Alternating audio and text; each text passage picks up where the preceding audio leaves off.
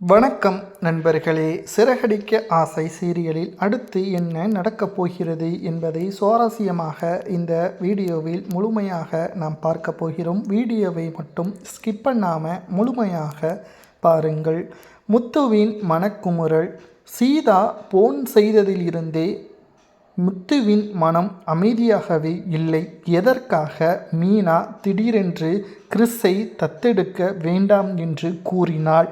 கிறிஸின் மீது ஏகப்பட்ட பாசம் வைத்திருக்கின்ற மீனா எதற்காக திடீரென்று தத்தெடுக்க வேண்டாம் என்று மறுக்கிறாள் என்ற சந்தேகம் முத்துவிற்கு அதிகமாகவே இருக்கிறது. விஜயாவின் கோபத்திற்கு மீனா பயப்படுவள் கிடையாதே. இதற்காக ஏன் கிறிஸை தத்தெடுக்க வேண்டாம் என்று கூறுகிறாள்? இதற்கு பின்னால் ஏதோ ஒன்று இருக்கிறது என்று முத்து சந்தேகத்தில் இருக்கிறான்.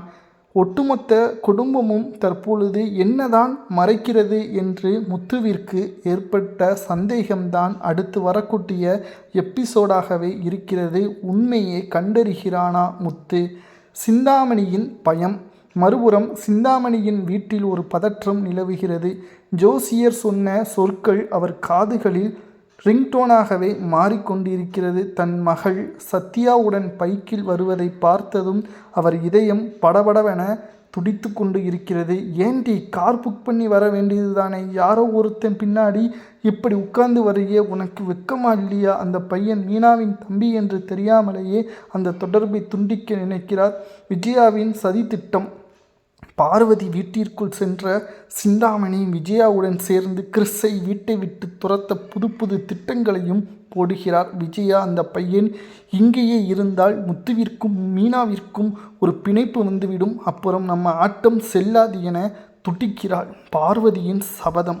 விஜயாவின் திட்டங்களை கேட்டுக்கொண்டிருந்த பார்வதி ஒரு கட்டத்தில் பொறுமையை இழக்கிறார். விஜயா, ஒரு சின்ன பையனை அனாதையாக ரோட்டில் விட பார்க்கிறையே, உனக்கு மனசாட்சி இல்லையா? அந்த பையனை நீ வெளியே அனுப்புனா உன் கை கால் இழுத்துக்கிட்டு நடுத்தெருவில் தான் நீ நிற்ப என்று சாபமிட விஜயா பயத்தில் நடுங்கி போய் அந்த திட்டத்தை கைவிடுகிறாள். விஜயா.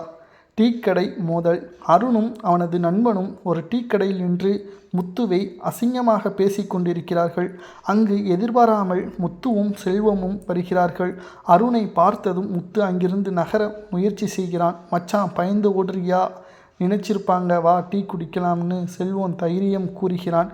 வக்கற்றவன் என்ன வசை? அருண் தன் நண்பர்களிடம் மறைமுகமாக பேசுகிறான். ஏண்டா, சில பேருக்கு குழந்தை பெற்றுக்கவே வக்கில்ல, அதான் அடுத்தவன் குழந்தை தத்தெடுக்கிறதுக்கு ஆசைப்படுறாங்க. போயும் ஒரு ரவுடி பையனையா தத்தெடுக்கிறது? இந்த வார்த்தைகள் முத்துவின் காதில் கேட்டவுடன் முத்து டென்ஷனாகி அவனை அடிக்க போகிறான். ஏய், என்ன சொன்ன? தைரியம் இருந்தால் நேரில் வந்து சொல்லுடா என்று அருணை நோக்கி பாய்கிறான். முத்து. டீக்கடையே போர்க்களமானது. இருவருக்கும் இடையே அடிதடி முற்றியது. செல்வம் முத்துவை தடுக்க முயற்சி செய்த போதும் அது நடக்கவில்லை.